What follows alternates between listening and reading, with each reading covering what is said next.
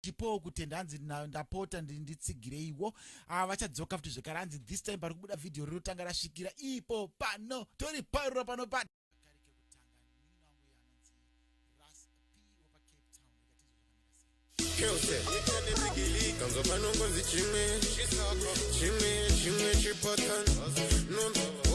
mabasa makuru omo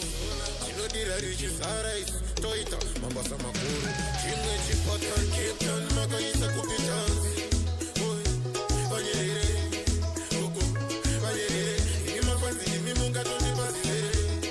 yati makaisa kupi dhanzi imi vanyerere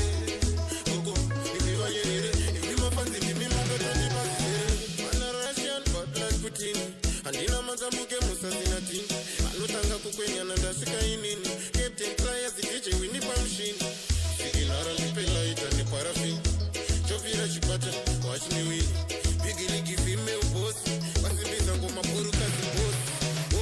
captain makaisa kupi dhanzi vanyerere uko vanyerere imi mafanzi imi mungato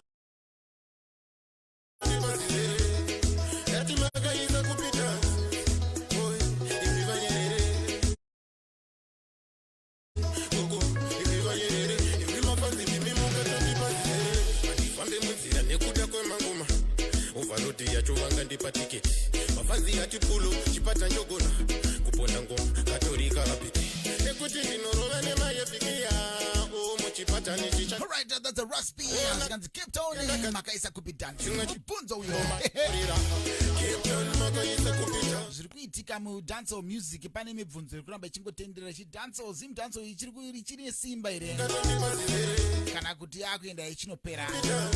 I don't know handiziva mubvunzo apa Ras Pee wabvunza kuti Chipatani makaisa kupi dhanzi amazonyanya kuwanda maafro aya Nigerian kind of music so akungotekeshera but